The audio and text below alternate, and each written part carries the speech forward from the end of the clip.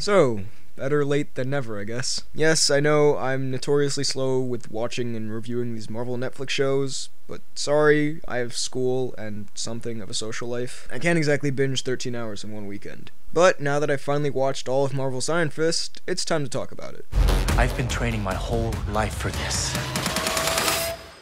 This is my destiny. Also, sorry if my voice is kind of weird this video. It's a sore throat or something. I don't know. Let's just get into it. So, this is actually a really interesting review, because there's been kind of a big deal about this show. Really, this is the first MCU property to just get terrible reviews. Like, some movies and shows in the Marvel Cinematic Universe have been given mediocre reviews, but this thing was just destroyed on arrival. And do I think that's justified?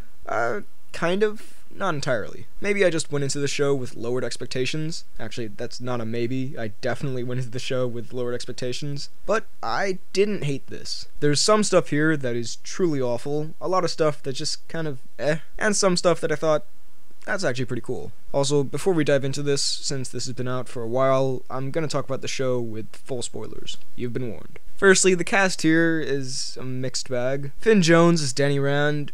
Okay, let's try to talk about this without enraging one side of this whole controversy. I'm not going to talk about that whole whitewashing debacle just because every review I've gone to, no matter what the reviewer says about it, all the comments on the video are just about that, and it's a giant mess. So I'll leave other people to debate if Danny Rand should be Asian. Just as far as the performance goes, I didn't think he was all that great. There were moments where I thought, hey, okay, this performance is kind of likable and believable. And then there were moments where it kind of felt like watching a high school student putting on a Shakespeare play. Some of that could have also just been bad writing for this character, because a few times he acted frustratingly childish, but the performance really was kind of on and off for me. And that doesn't really help when that performance is what's supposed to carry the entire show. Jessica Henwick as Colleen Wing I really liked, Rosario Dawson is really good in these shows as usual, and then there were the Meachums. I thought David Wenham was good as Harold, pretty much the main villain. He kinda chewed up the scenery a lot of the time, and sometimes it got a bit too much for me at least, but I thought he was alright. As far as Joy, I thought she was pretty solid most of the time, and as for the Donald Trump Jr. lookalike Ward, at first,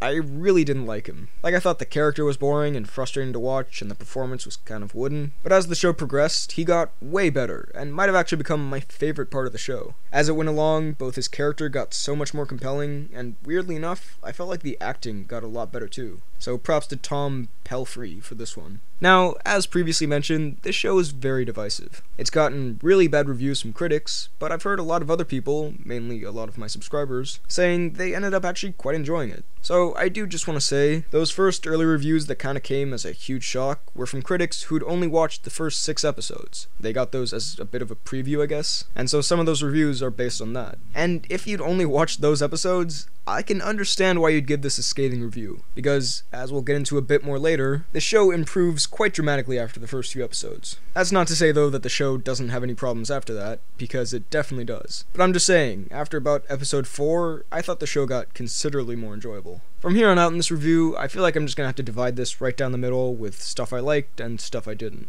So, let's start positive. What did I like? There are some really great visual effects here. The actual Iron Fist effect itself looks awesome, and whenever he punches something or something ricochets off of it, it looks cool and pretty believable. The cinematography, like the other Netflix shows, for the most part is really good. Weirdly enough, I actually really liked the music. That stood out to me as one of the best parts of this. The way this connects to other Marvel properties is cool. I liked seeing Hogarth pop up again. Madame Gao and the Hand and tying all this to Daredevil was cool. Seeing Luke Cage's writing to Claire from prison was a nice touch. Honestly though, I think I really enjoyed that aspect, probably just because I'm so unbelievably excited for the Defenders. I just want to put this out there. Seeing these 4 heroes team up has me almost like Avengers levels excited. I am so hyped. Some of the action here was awesome, keyword some, we'll get to that later. I also actually kind of believed the chemistry between Danny and Colleen, despite some of their dialogue being not great. And while nearly all of the characters were very unlikable at the start of the show, nearly all of them progressively got more likable as the show went along. And again, that's pretty much the best I can say for this. It gets better as it goes, and then kind of falls back into not so greatness by the last few episodes. And now, let's talk about what I didn't like here. Okay, firstly, those first few episodes. Episodes 1 to about 3 or 4 are bad in my opinion. Like, kind of really bad. I thought most of the characters made some really stupid logical decisions, there was some clunky action, some exposition that wasn't very smooth, too many flashbacks, weird plot devices and conveniences, bad writing which led to some pretty cringy scenes, and really bad pacing that made the episodes surprisingly quite boring. I actually found myself checking the running time of the episodes to see how much was left a lot in those first few, which I normally don't really find myself doing. There's a lot of time spent on Rand Enterprises and all the company logistics that go on behind that, which got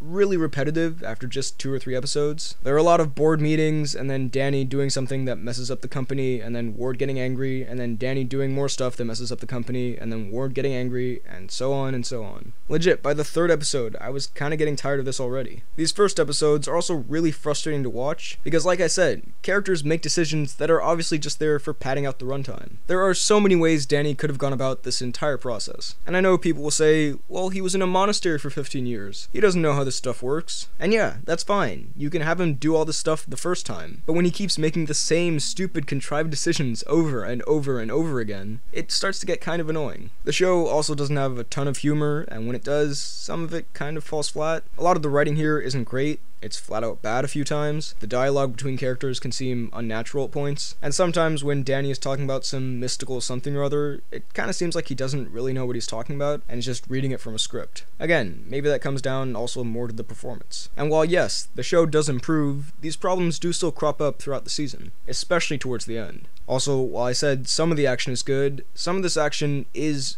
actually terrible. Some of this is really not well choreographed, which is very surprising for a Marvel Netflix show. Like, the Daredevil choreography stuff is genuinely amazing, while some of this is just really not well planned at all. Apparently for some of these, Finn Jones was given about 15 minutes before a fight scene to prepare the choreography, and it does show sometimes. Some of it is also kind of badly shot and horribly edited. Like, sometimes there are so many cuts in a fight scene, it gets dizzying and confusing, and sometimes there are continuity inconsistencies, and yeah, some of this is just really poorly pulled off. I think honestly that was the most surprising part of this for me. If there was one thing I was expecting this show to absolutely nail, it was the fight scenes. This show also does something that shows and movies will sometimes do that kind of annoys me, and that's when they talk about something a lot and then never show it. I get it, okay? Shows have budgets. It costs a lot of money to make a giant CGI dragon and a giant CGI city full of monks, but the way they dealt with it here just felt especially cheap. Like, they keep talking over and over again about Kunlun and this dragon he fought, and we keep getting these other flashbacks of hawks on mountains and child beating sessions, and then when it's finally time for the dragon, it's all just people saying, oh man, that was a big dragon you fought. Oh boy, that was one scary dragon. And you see some red eyes. That's it. Again, I get why it is what it is, but it did feel kind of like a bit of a cop-out. Also, I want to say, episode 12 was actually a pretty good episode, and it also really felt like it had wrapped up the season. Like, there were some loose ends, but that just left it open for another season, and it really felt like a proper conclusion, which made the actual final episode feel a little more like a drag and tacked on and slightly anticlimactic, which is the opposite of what you want with a show like this. In conclusion, Iron Fist for me was very hit or miss. There were some very cool ideas and moments, some great performances, and the show does pick up a bit after the first few episodes. But those first few episodes are really messy, and a lot of the problems they have continue throughout the season. Is it 17% on Rotten Tomatoes bad?